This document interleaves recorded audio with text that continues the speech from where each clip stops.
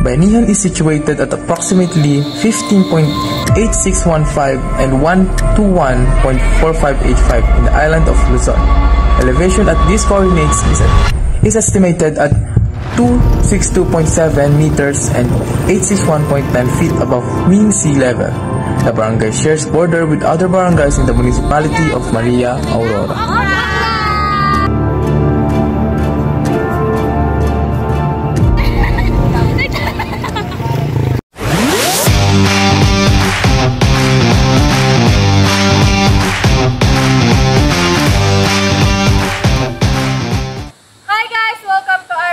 We are in Salazar!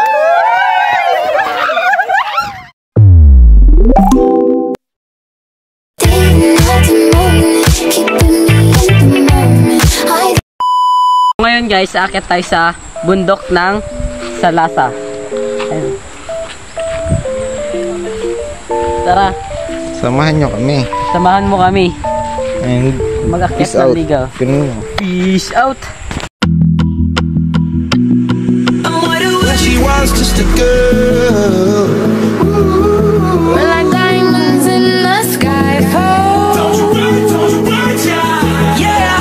Yeah, except for me. Starships will meant to fly. 'Cause it's always a good time.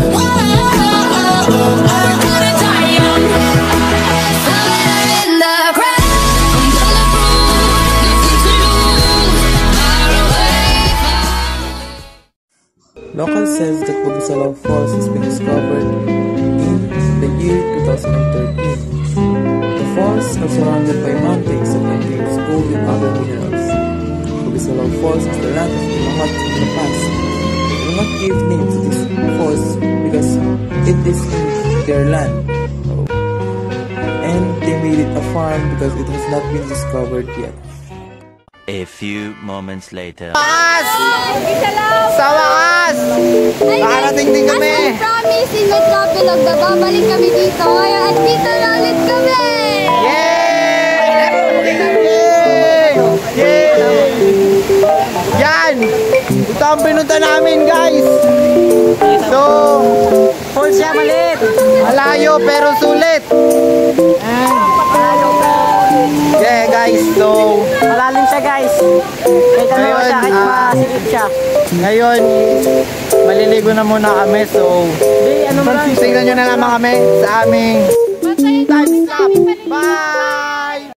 Yeah, there's no good way. I'm chasing fire when I'm running after you.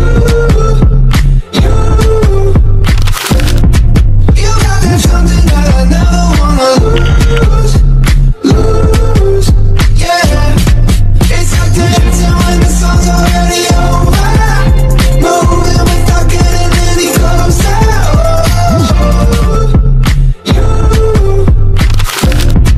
You got that something that I never wanna lose. Yeah, it's like dancing when the song's already over. Moving without getting any closer. So, ayun guys, pauwi na kami. Ilang pang ano? Patambong barangay kami. Kain ba tayo? Gago na si Alan. Parang ano ba? Siyam na buhay pagpag. Ay, nain lang din tayo. Siyam na buhay tayo ba eh. Siyam na buhay pagpag. Kawawa na si Alan. Ay, ano, sama tayo sa vlog ni Alan? Oo nga ano. Mag-isa lang siya. Isa lang na. Maliit yung tree. Sabi ko, tanda to mas nila. Ay! Ang gago pa yun eh. Ito yung rights naman ang bayad ah. Buhay mo yung kapalit. Kaso wala. Everything that dies makes its way home back. I lost a last lie in a heart attack. I need one small victory.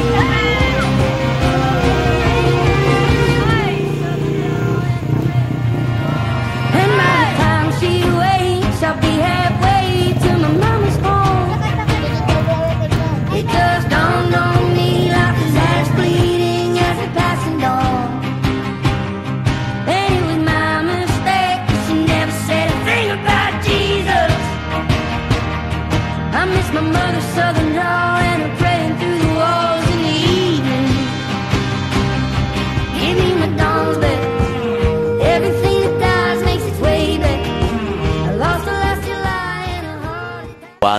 eternity later. Ano? Yan sila guys. Carlo. So guys, dito kami sa aming tinutulugan. Napaka-pogi. At ang iba ay tulog pa, samantalang ako'y namigising na. At naghahanda ng almusal at sila nakain na lang. Okay, on the way na kami sa simbahan. Naka-ready namin syempre. Naka-ayos lang, naka-forma. Ang aangas ng forma namin. Ang aangas ng forma namin. Pero nakasakay kami sa kolong-kolong. Yan, kolong-kolong. Okay, kita-kita na ulit tayo sa simbahan. Miracle Revival Church of Bayanihan Aurora has been established in the year 1989. The first pastor in the church is Pastor Jose España Fernandez. He held the church for over 27 years, and in the year 2017, Ricardo B. Romero became the new and current pastor of the church.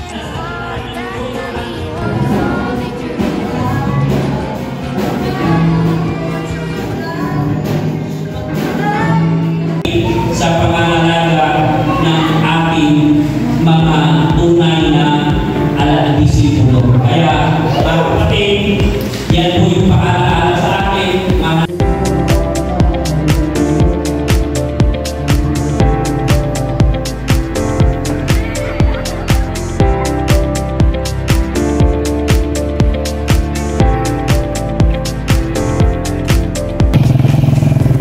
Pauwi na kami! Ay, kakatapos lang po namin mag-simba. Yes. Maya gay-gay ulit kami. So, maya gay-gay na. Yes! Nagabundok na po kami mamaya. Subundok ulit kami mamaya. So, ngayon guys, nagbabalik tayo dito sa Bukirin, sa Salasa. So, Salasa Farm. Kaya nungo tayo ng buko na aming nakain.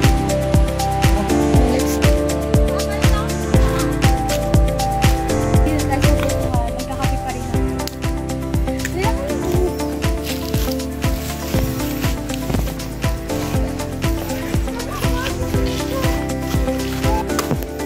Ano yan, Gina?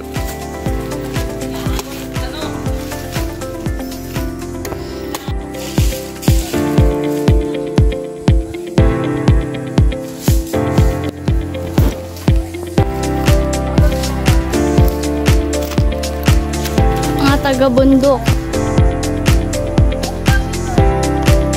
Rambutan na hindi pa hinog.